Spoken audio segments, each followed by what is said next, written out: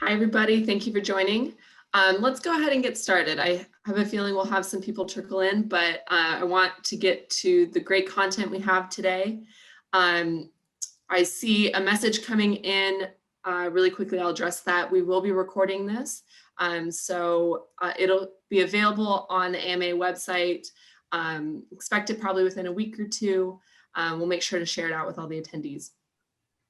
But thank you all for joining. My name is Katie. I am the programming director for the San Diego AMA. We have a really great presentation today with Matthew Billingsley and Natalia Tamburini from Visceral. Visceral is a local San Diego agency. They specialize in purpose branding for nonprofits, and they're going to share some of their wisdom with us today. Matthew is the partner and creative director at Visceral, and Natalia is the project manager for Visceral. So they both have great experience in this area and are going to talk to us a little bit about purpose-driven branding. So I'm going to go ahead and toss it over to them to get started. Thanks. Awesome. All right. Thanks a lot, Katie. So we'll kind of get into this. Thanks a lot for joining us, everyone. Really excited to be here presenting today to share our perspectives on how you can build brands with purpose in mind first. Just real quick introductions. I'm Matthew, and I, along with our CEO, Jay, we founded Visceral about 15 years ago. We'll be 15 in May, which is kind of insane to say out loud. But I currently serve as creative director, as Katie said, and I help lead our creative efforts internally and for our clients. And I'm going to be presenting today with Natalia. Hi, everyone. Thanks for being here today. My name is Natalia. Like Katie mentioned, I'm a project manager at Visceral. And she explained a little bit about Visceral, but really as a creative agency, we focus on creative brand experiences for mission-driven organizations, philanthropic groups, social enterprises, foundations, and grant makers around the country. So we know a little bit about why purpose is important as we practice it in our work and in our own business operations. And our emails are right at the bottom here. So if any questions come up or you just want to reach out and connect, feel free to do that. You can email either of us. Excellent. All right, so that's just a little bit about what we do, but we really feel that our true mission and our purpose is really much greater than that. We really are doing this to operate our business with the most ethical, sustainable, and socially responsible way that we see fit, right? So whether that's, creating equitable policies in our business operations, which took a lot of years to really unpack and define. We host quarterly volunteer opportunities, which, 2020 kind of put a cap on that a little bit. But we also do annual donation matches for our employees. And as of 2019, we started providing 100% coverage of healthcare costs. So, we're really proud and very fortunate that we can do that. And, it all comes down to just really trying to do right by the people who choose to work here with us. As you can see here, we've also been a proud certified B Corp since 2016 now. And our leadership sits on boards of organizations like Conscious Capitalism. I'm based in Central Ohio, and I'm currently, on the board of that local chapter. And Business for Good San Diego, where Jay has a seat. And as you can see here, a few of the logos, we're also members of other organizations that are really trying to do good and influence positive social change. So, enough about us. Let's get down into it while we're all here today. Before we get started, I do want to say that there's one takeaway that we would like to share with you all, and it's really answering this question, right? Why does purpose matter? What is it? We're going to over the next 40 minutes or so, we're going to really unpack and discover, what purpose consists of, why should you even care? And most importantly, how can it even help your business or organization, expand or do more? So, we hope to leave you with, either getting started on either one, creating a purpose-driven brand from the ground up, or two, providing you with the tools to infuse purpose into your already established brand. So, whether you're 1 year in, you're 25 years in, we hope that you can take some of this insight and apply it to your own company or organization. So how we plan on doing that today is we're going to do it over two parts. So part one, we're going to talk about defining what a purpose-driven brand is, and I'll guide you through that. We'll stop, pause, decompress a little bit, take a few questions, And then Natalia will take over and she'll go into how to maintain and cultivate that purpose-driven brand that we help define and create in part one. And then again, we'll leave some time at the end also for some more Q&A.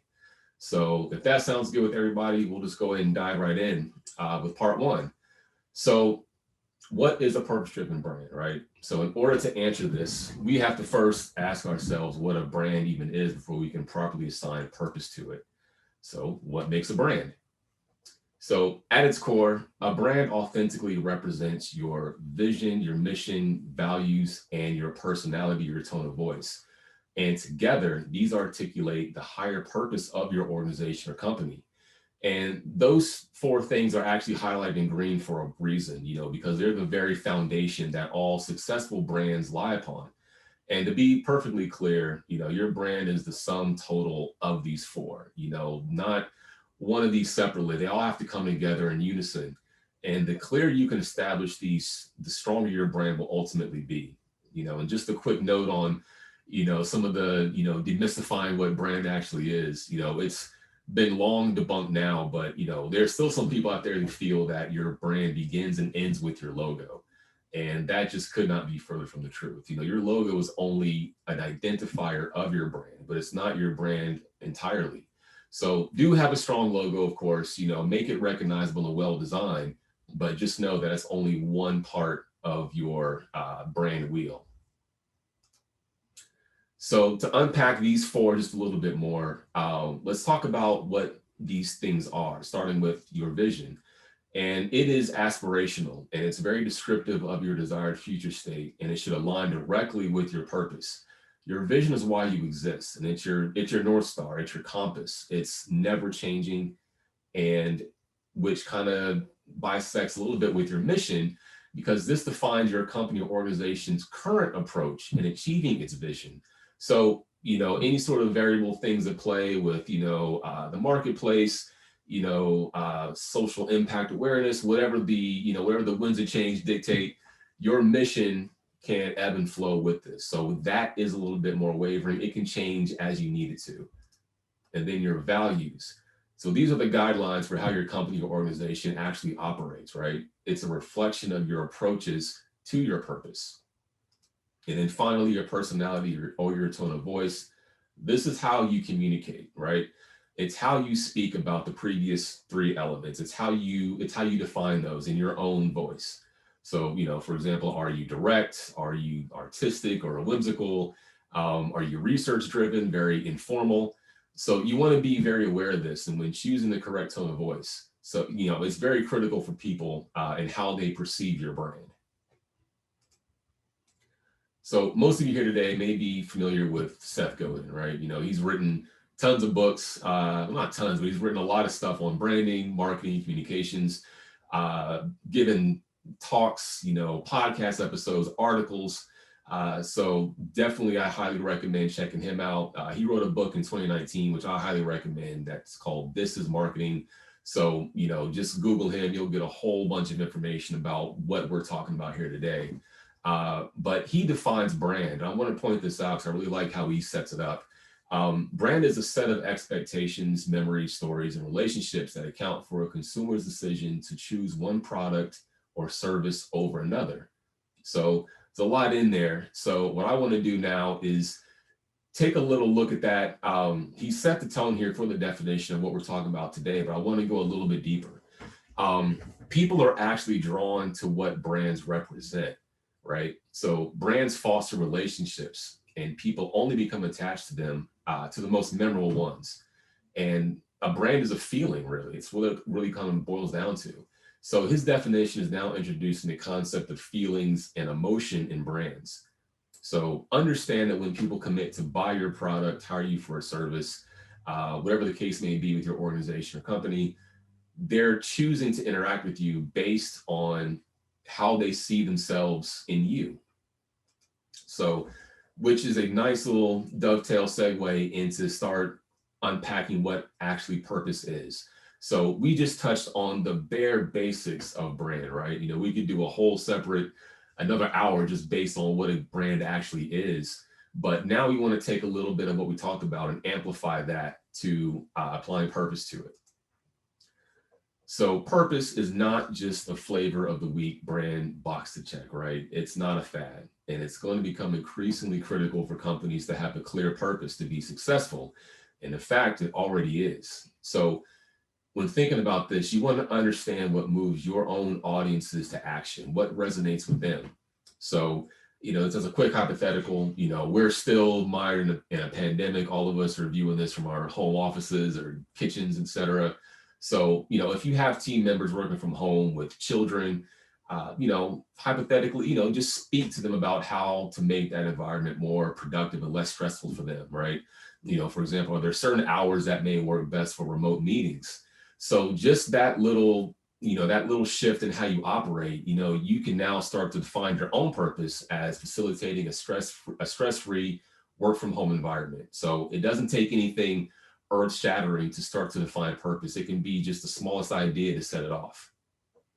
And so to go a little bit deeper in that, brand is at its most effective when it's mixed with purpose, right?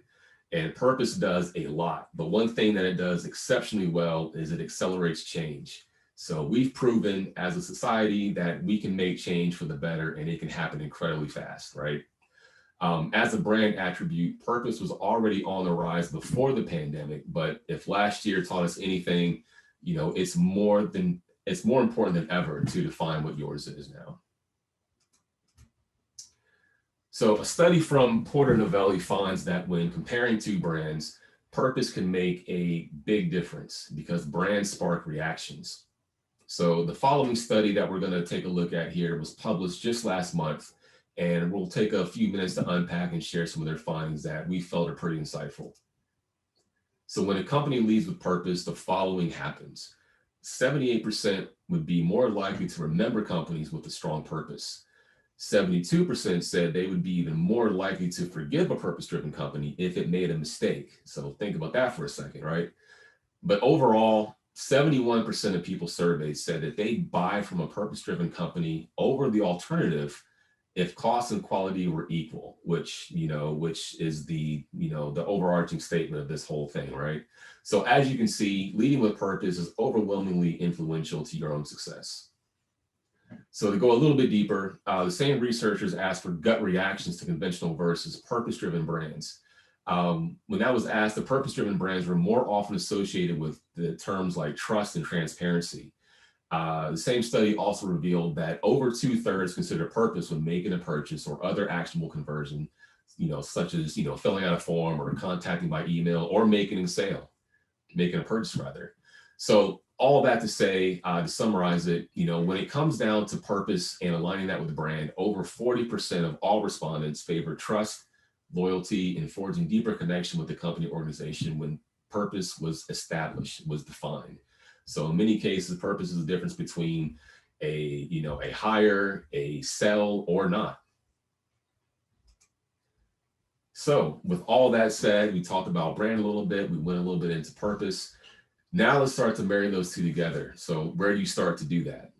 So first, do a little bit of digging to understand who is actually leading with a purpose-driven brand. You want to get to know companies or organizations that favor purpose above profit. And you want to ask yourself a few questions, amongst yourself, if you're a solopreneur or with your team. And again, nothing earth-shattering, just to get the ball rolling. They can be pretty simple. Who do you consider to lead with a purpose-driven brand? What purchases have you made that you felt good about? What elements of the company or organization resonate with you, and also understand why. And then we're going to go into a couple of examples here of who we feel like are, good standards and good examples of purpose-driven brands and some of their highlights. Starting with Patagonia, right? As you can see here, they're in business to save our home planet, right? Their purpose is preserving the environment. And, put this B Corporation logo up here because, we're pretty proud to kind of be in that same, category with them. And they were one of the pioneers of that movement also. But some of their highlights here for their purpose, to accentuate their purpose, they fought a lawsuit against the Trump administration to protect Bears Ears National Monument back in 2017. Another one that, they're more well known for is they have self-imposed what they call an earth tax. So 1% of all their sales go to the restoration of the environment. And, in 2020, numbers were down across the board for, dozens, hundreds of companies. But in 2017, they reported over $1 billion in revenue. So, roughly, depending on the exact figure, that's about 10 million, which is a nice chunk of change from just one entity to go to this purpose of, preserving the environment. And even though they aren't a grant-making organization, they still donated millions of dollars in grants for conservation advocacy efforts around the globe, right? So they are a gold standard. So this video here is only about 45 seconds, but I wanted to share it with you all just to give you a sense of how large a role rather company culture plays in creating a purpose-driven brand. Because one thing we haven't touched on yet that this video really exemplifies is that it has to start from the inside first, right? You have to have buy-in from all stakeholders across the board, internal and externally. So let's take a quick look at this guy. There are several ways Patagonia goes beyond what would typically be the traditional rewards, benefits, pay. And part of it's embedded in the culture at Patagonia. We have on-site childcare. It's really around a philosophy that you can parent all the time. We have a culture of, if the surf is up, then go surf. So we, allow those things to happen. We have a lot of people who want to do things for the environment. So after a year, as you've been with the company, we'll pay for 2 months of leave so that you can volunteer. We recently put one in place called 980, where we close the office every other Friday. So a lot of our other things that are not traditional tend to be around how we're leaning into the people that we're hiring and what matters to them. We try to offer a menu which allows people to kind of pick the benefit that matters most to them. So you can see how organizational culture plays a huge role in their success and the authenticity and purpose of their brand, right? As I said before, I consider them a gold standard when it comes to aligning purpose with brand. And of course, they're, somewhat of an outlier. When you have hundreds of millions of dollars in revenue year over year, you can certainly afford to do those things. But I want to say, to exemplify that you don't lose sight of the fact that, this was their vision from the beginning. They set out to do this. And you don't have to be a Patagonia level in size and revenue, employee numbers, offices to instill a purpose-driven brand. You only need to believe in the purpose. Remember that Patagonia's purpose was what led them to their success. And it took years of building on that brand to reach the heights that they are now. So another example here I want to share with you all is Warby Parker, which I'm sure most of us are familiar with. They created this buy a pair, give a pair campaign that donates one pair of glasses for every purchase. More recently, they launched their own proprietary telehealth service back in 2017, and it's been pretty popular, pretty successful to the point where they now offer offered extended prescriptions during the pandemic last year. So it only helped their revenue, again, by, some of the study notes that we just unpacked in that Portnovelli study, it goes to their success. And they also offer tenured employees humanitarian trips, much like Patagonia does, to distribute glasses to those in need. Another example I want to share with you guys, which is a maybe a lesser known startup, but there's a group in Southern California called Ando. They're a local startup in Southern California, a bank, and their purpose is climate change. They want to correct that. They want to do what they can to help facilitate that and make change there. And part of that is they share allocations of investment dollars across 5 high-level categories, including clean energy and green buildings. So they're very transparent in how they allocate investment dollars. They also do this by calculating carbon reduction, right? So in their words, for every $175 in an account balance, that's directed to green initiatives to reduce annual carbon output, right? And then finally, the beloved Ben Jerry's. They've been at the forefront for advocating and facilitating change within racial justice. They support the abolition of qualified immunity in police brutality cases. And they've also publicly supported for years HR 40, which is the study calling for the research of reparations for African Americans. So we wanted to offer a mix of these large and small companies just to, share that, you don't have to be as widely known as the Ben Jerry's or Patagonia. You could be small or even small like an Ando. You can be, again, a solopreneur or, association of just 2 or 3 people.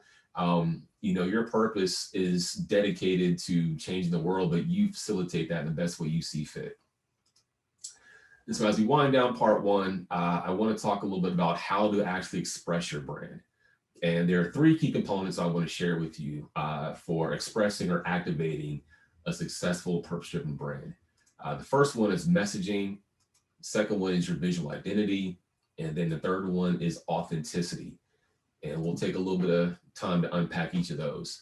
So number 1 is your messaging. This is what you say about your brand, right? It's your actual narrative. It's your story. It's how you came to be. Does your brand's messaging clearly state what you do, what you aspire to do, and how you plan to do it? So it's got to do a lot. But know that as you grow and become more visible on websites and social media, the press, wherever it may be, understand that consistency is going to be critical, and it's going to become the most important aspect of your messaging. Communicating these aligned ideas is what inspires trust and expectations. So now we're going back to Seth Godin's definition from a few slides ago. Your visual identity. So this consists of your logo, your color palette, your typography, and any tangible promotional materials that you have, right? Anything that represents what people see, that promotes or explains what your company or organization actually does. And then finally, authenticity. It's incredibly important for people to feel that you are authentic, right? So, operating in concert with what you're saying and what people are seeing, this is the living embodiment of a brand with purpose, right? You're actually, quote, quote, living it at this point. As we saw in the film, a few examples with the Patagonia, Warby Parker, et cetera. By demonstrating your brand in this way, you can raise organizations, companies into that rare air of becoming influential. So once you achieve this, you're really living by your purpose-driven brand. And then a quick note here on authenticity.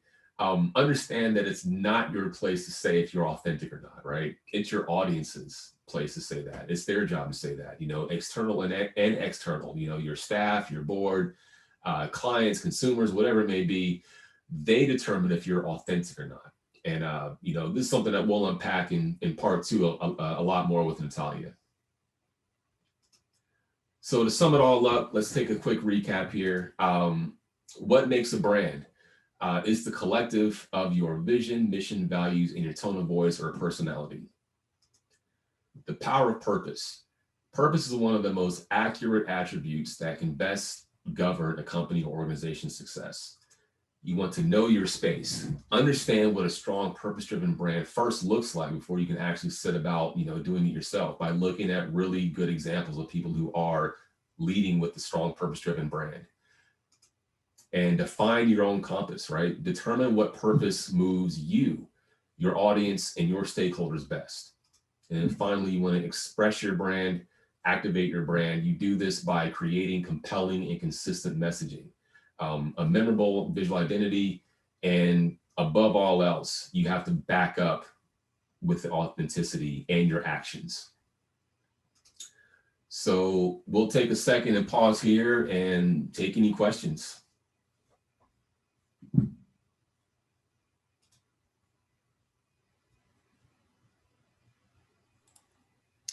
Thanks, Matthew, for starting that off for us. Anybody who has questions, please drop them in the chat or in the Q&A section. We'd love to go ahead and answer those for you now. I think we have about 5 minutes to do that. Cool.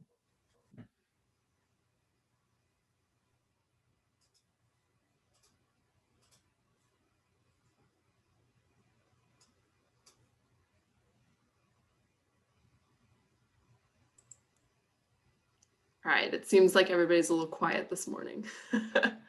Oh, here's one. Okay, we got him coming in now. Okay, so our first one is, what if you're a company that committed to too many values, spread yourself too thin? What are your thoughts on that? Yeah, that's a good one. I would say, whittle it down. It's really becomes like a self-editing thing, right? You can only apply and serve your company under so many values. If you have like a laundry list, figure out which ones you want to prioritize and what mean the most to you. And, they make sure they align to your business offering, your service offering, whatever it may be. But you don't want to have too many, because then that can kind of muddy the messaging a little bit. Visceral, it took us a while to get there, but we have 4 that we feel kind of apply to all facets of our operations and how we conduct business. So 4 is a nice round number. If you feel like you have to have more than that, that's fine. But you just wanted to get it. You just want to make it. Make sure that you edit it down to where you don't have too many conflicting messages, essentially, with your values. Yeah, and I think to add to that too is if you already have the values and you feel like there are too many, maybe focusing on what's the common thread that goes through those values and kind of what is at the core of those values that you can really lean on when you're thinking about how you represent your brand. Okay, and our second question is, I'm curious to know how you indicate value add for creating these purpose-driven brands. Obviously, it's a big investment and there isn't an immediate ROI. So how do you qualify value from these efforts? Yeah, it's something that, there's, I guess I can go back to that Portnovelli study, where the numbers there really dictate, they actually quantified how purpose can provide value. It may not translate over into revenue immediately.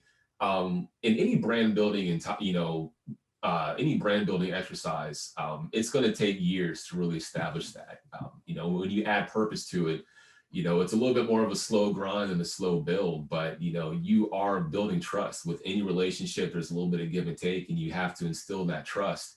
But as that study stated, over 71% of people surveyed favored purpose over, the more traditional brands. They're going to be more aligned and, align their own values and, in a lot of cases, dollars with someone who has a well-defined purpose. It's going to make it feel more transparent, make it feel more trustworthy. But it's something that, it's going to take time to build. Something that can't happen in a vacuum overnight. It's going to take just a lot of actionable steps with defining that and reinforcing it over time. So, you can define it a couple of different ways. Revenue is just one, but, engagement is going to be a huge one. And Talia will touch on that in part 2. So we'll actually go into a little bit more on that in part 2. We have one more question I'm going to ask you before we head into part 2. And then if anybody else has questions, please continue to submit them and we'll ask them at the end. But we have one more question that is, have you ever heard of any companies actually losing business due to a brand's purpose or causes, especially in the recent political climate? Wow, I can't say that I have, honestly. I'm trying to recall. That's one that's going to stump me. I can safely say I don't know of any. I'm not sure, Natalia, if you've come up with anything like that, but I don't know of any off the top of my head. There's none that I can think of the top of my head that I have actual numbers for.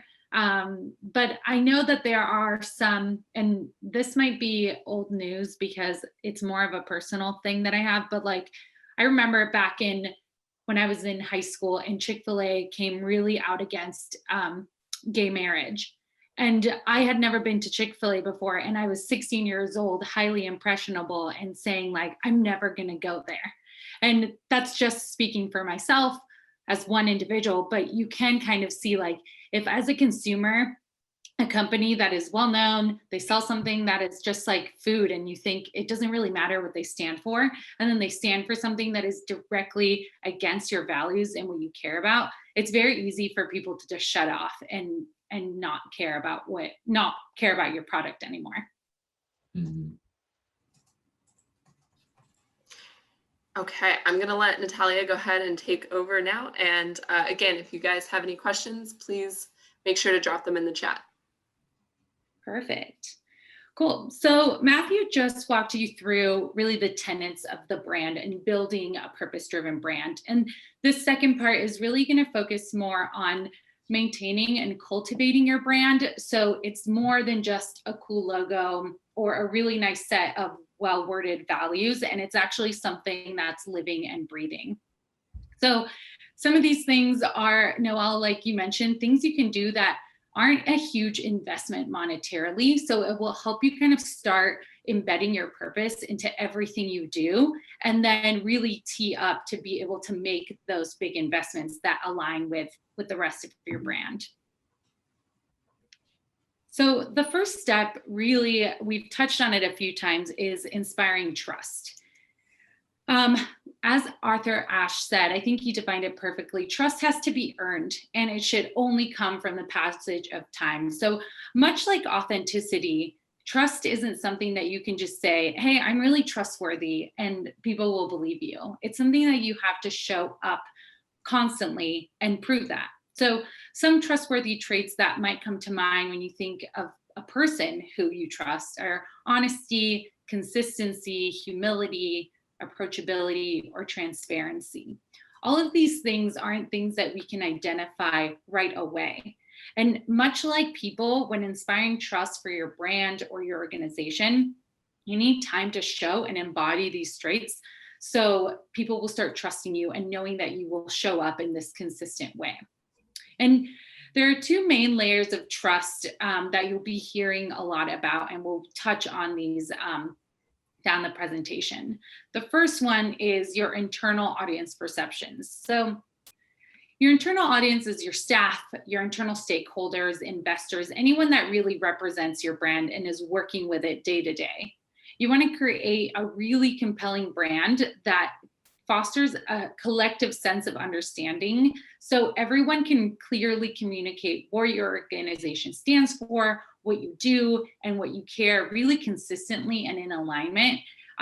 So when you're showing up, it shows up the same way no matter who's speaking about it.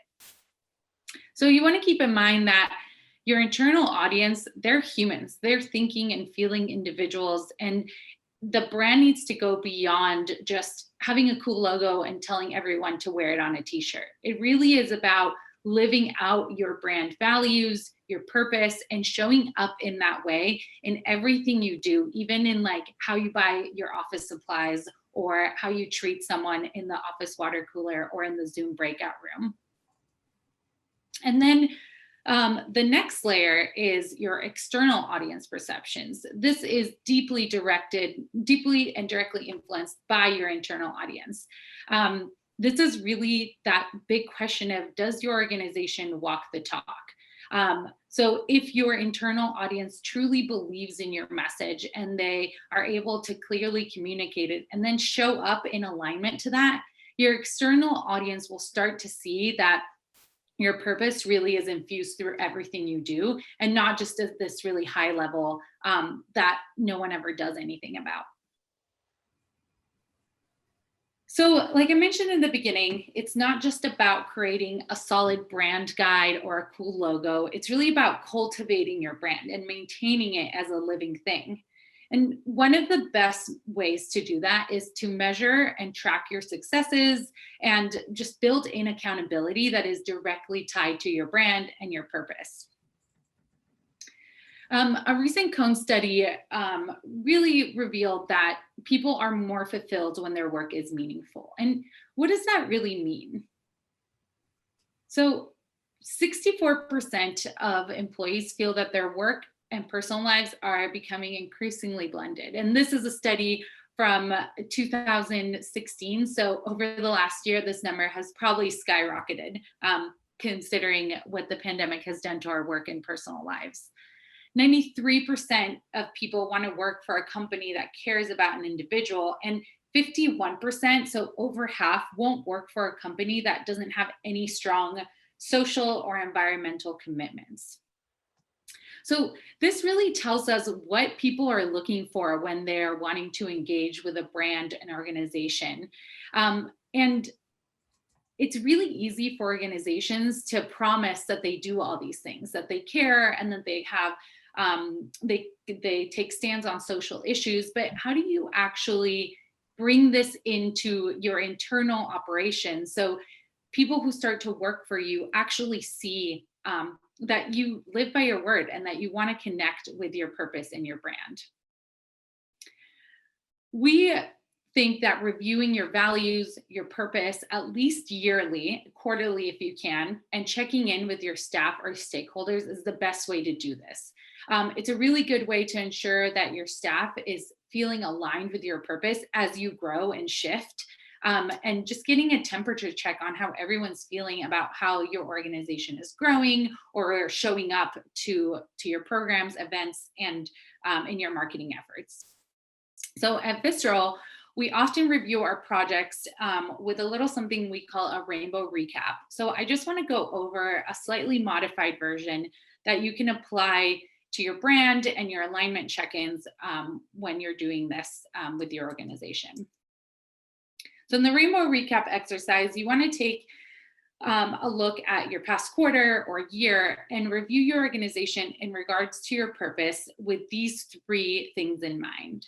Number 1, key accomplishments and room for improvement. So this is really focusing on what went well in accordance, like in what ways did you show up and be aligned with your purpose, and what can be improved in the future? What things missed the mark?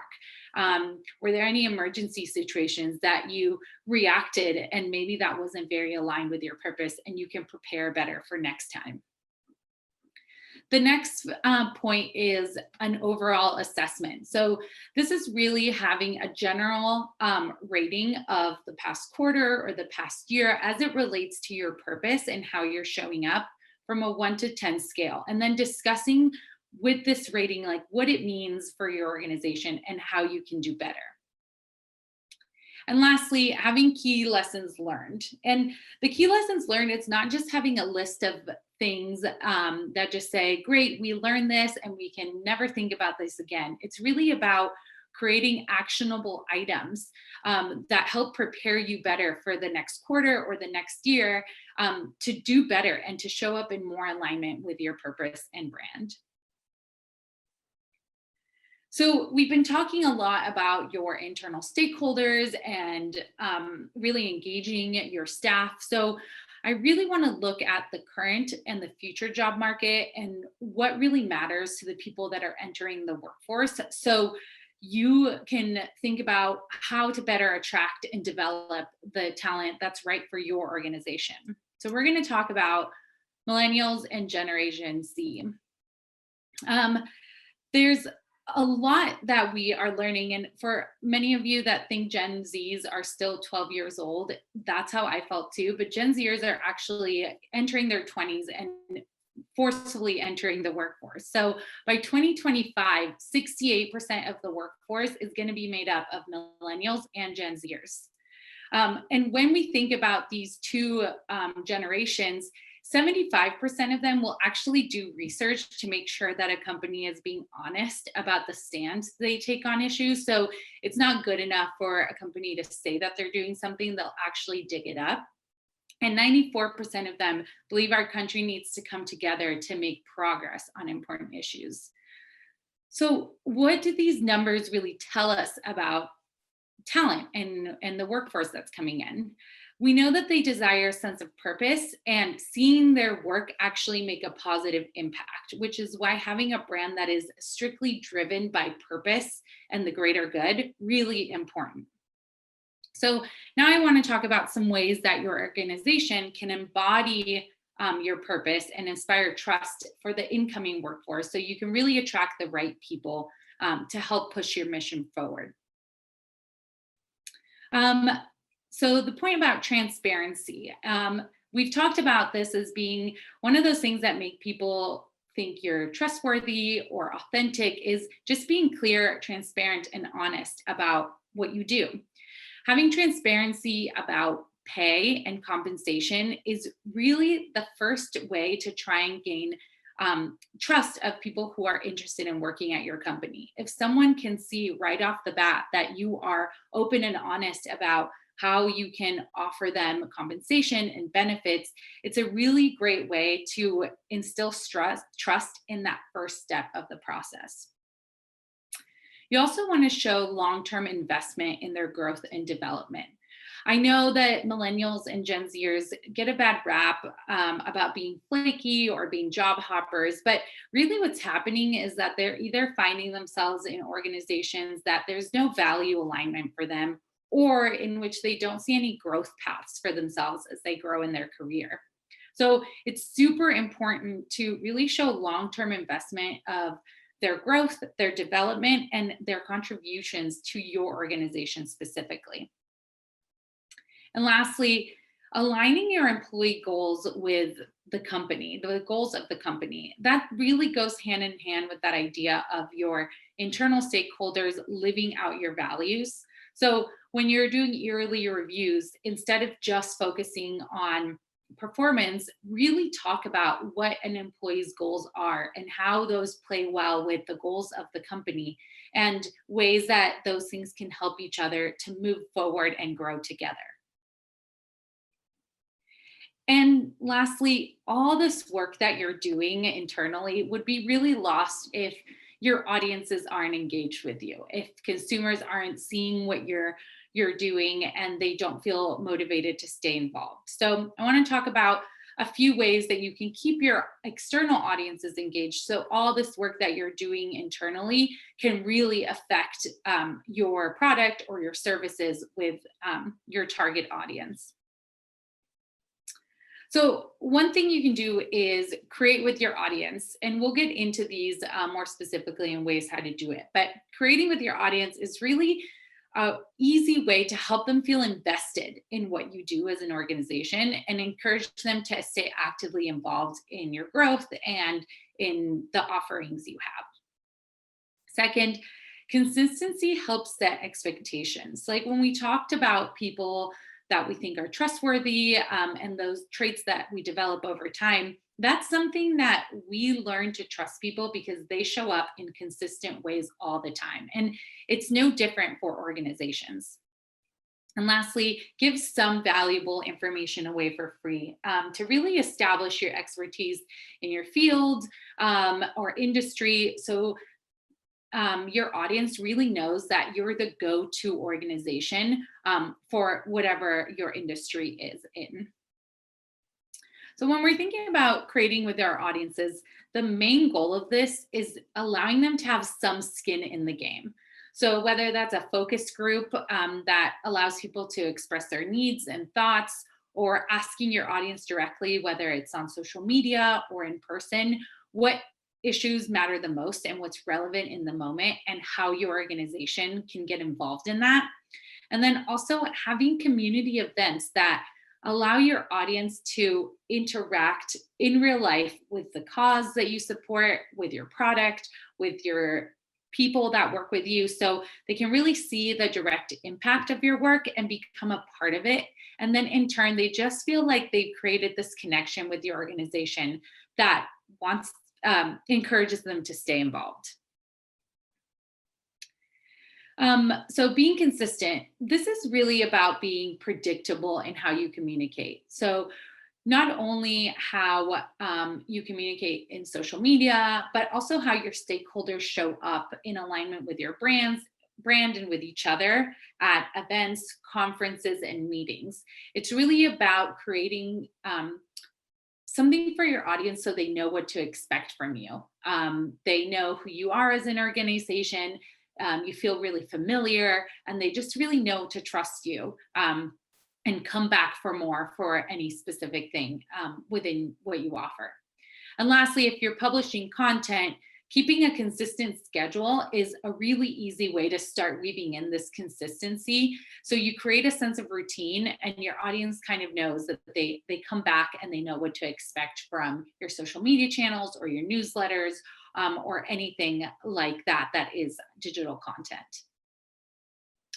And lastly, giving some valuable information away for free. This is really giving your audience something that's worthy of engaging with and using this as a way to establish your expertise in your field. Some examples of this can be a free tool, a one-on-one guide, an ebook, or a webinar. And the key thing with this to help people stay engaged is giving them organic ways to dive deeper if they're interested. So that can be signing up for a newsletter, getting involved to volunteer with you, or even just scheduling a call to ask questions and learn more about your organization. So to recap a little bit about how to really maintain and cultivate your purpose-driven brand. First, you want to inspire trust, which this is really about fostering and building on the qualities that make your organization trustworthy, to make sure that people know who you are and they trust you with whatever you're giving to them, whether it's a service or a product. They want to come to you for that. Second, to measure and track success. So making sure that your brand goes beyond just a really clever tagline or a cool logo, and it's a living, breathing thing that you can check in and adjust and make better consistently as you grow and develop as an organization. Attracting and development talent. We really believe that an organization is only as strong as the people in it. So it's not only about attracting the right type of people, but also giving them the ways to grow and develop in your organization in a way that they're happy and fulfilled in their work. And keeping your external audience engaged. You want to make sure that your external audiences are just a big part of your work, so they feel invested in what you're doing and they keep coming back for more. So at the beginning of this presentation, Matthew asked the question, why does purpose matter? And the answer is really simple. Humans, it's a basic human trait for us to want to have meaning, connect with people, and feel a sense of belonging. And in a really saturated world that we live in, having a strong purpose-driven brand is exactly what you need to clear through the noise and really connect with people. So it's not just about having a really great product or service, but really being able to connect with people at a really human level and making them feel like they belong and they can really connect with your organization. And that's all. So if anyone has any questions about what I was just talking about, or even if anything came up for part one, we're happy to answer anything. Thank you so much, Natalia and Matthew. I love what you said there at the end, wrapping it all up and saying it's really about creating a sense of belonging for people. And I think especially right now, people are looking for that. And it's extremely important to be able to provide that in an authentic way. So again, if anybody has any questions, please drop them in the Q&A. We have a couple coming in, so I'll let you guys decide who wants to answer each one. But we have one from Parker who says, I agree this takes time. How are the best ways to communicate to outside customers so it doesn't appear to be self-serving? Is nonprofit sponsorship important or anything else?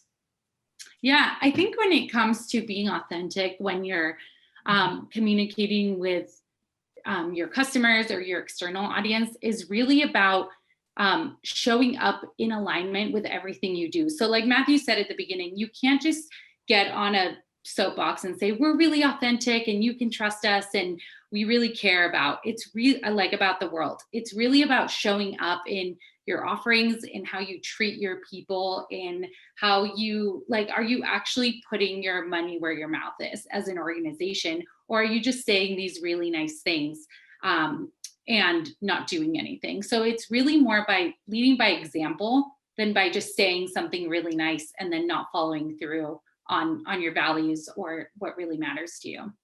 Exactly. Yeah, I think that's a good summary. Parker, thanks for the question, man. Hope everything's well with you. Yeah, same thing. It's really all about, again, going back to authenticity. It's not your job to say it. Go ahead and promote it. If you gotta tweet it, put it on Instagram, whatever it is, that's information that you still want people to be aware that you're living, by purpose, that you are a purpose-driven organization.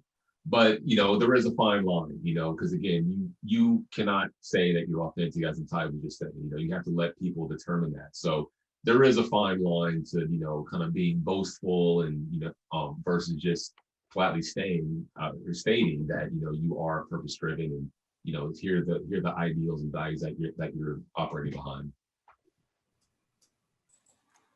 So our next question, I think, is really interesting. you know, when you think about purpose-driven companies, we can all kind of think of a lot of B2C examples. Do you have any examples of B2B companies who are purpose-driven companies, and kind of how you would approach it that way? Yeah, well, I have a really easy one, which is Visceral.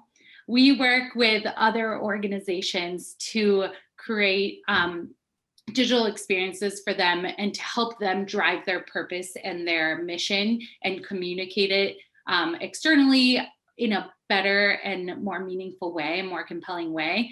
So I think there's a lot of great organizations like us and that sort of focus on helping other organizations communicate their brand, which is hard, and there's a lot of challenges to it. So that's a really easy one. So I wanted to kind of show how even small companies like Visceral or like other communications companies that are really just helping these B2C organizations communicate their message out there better.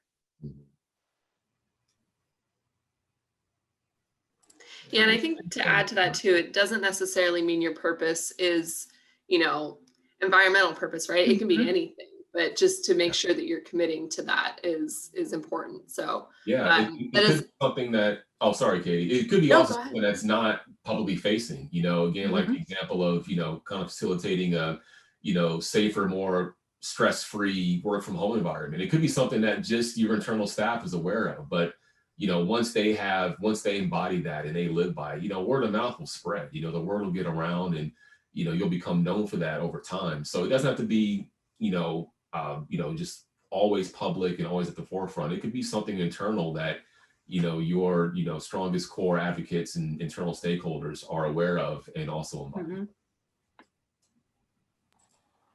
So we have one more question from Marty. Can you give some examples of good cause marketing partnerships here in San Diego?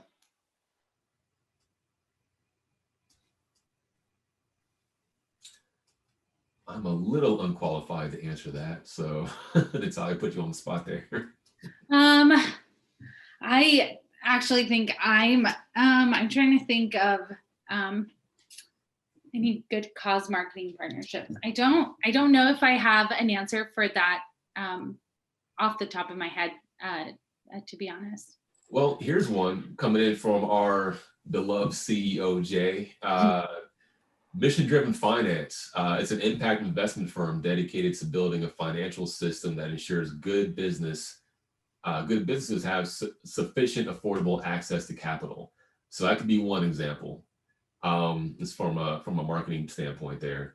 Another one, which I actually answered in the Q&A, I actually typed it out, so forgive me for not answering it live.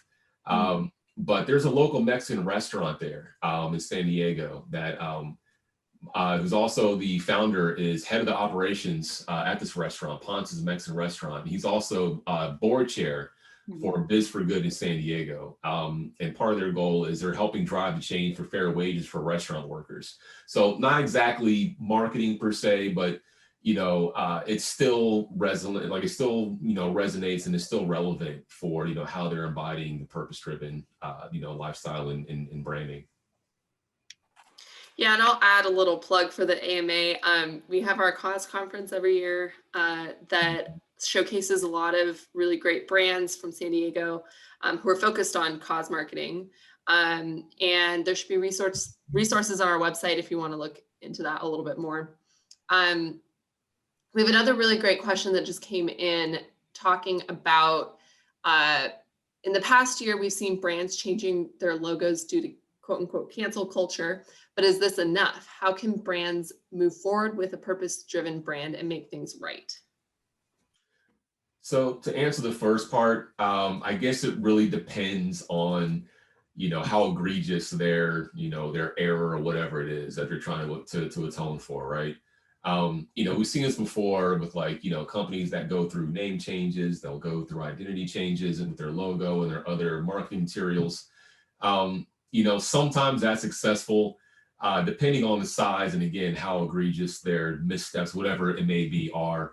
But on the surface, just changing your logo, it's not going to be enough because again, you know, your logo is one part of your whole, brand package, right?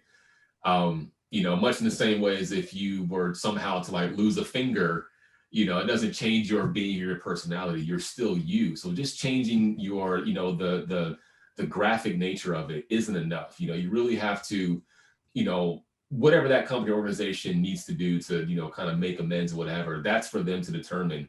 But changing a logo is a very surface level, thing that you can do. It's quick, it's easy, but it's kind of a cop out in a way. Again, it goes back to authenticity and living it, your messaging, what are all those things saying? Your logo can change, yearly if you wanted to. But what are you known for? What is your, what are you, what's your reputation consist of? How do people view that? That's what really matters. And that's where the hard work comes in. Yeah, and I think it's really about turning it internally into the organization and how your purpose is actually being reflected in your everyday. So yeah, you can change your logo because it was wrong, and you decided that, like the San Diego State logo, I think, is a great example, like someone pointed out in the chat. But how do you turn those lens internally and say, okay, this was wrong, but how are we showing up every day? And are we aligned in our purpose and our greater value? Or are there things we can fix there? Because I think that is kind of like will be a ripple effect on how you show up to your consumer or to the external audience if you start to really dig in what's happening internally.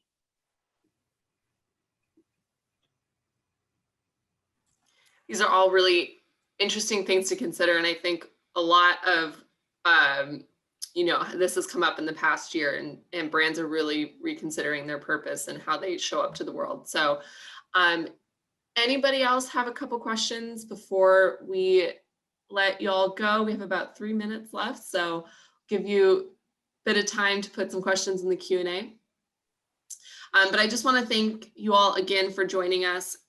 We love hosting these webinars with our San Diego brands. Natalia, Matthew, this was a fantastic presentation, so thank you both for joining us.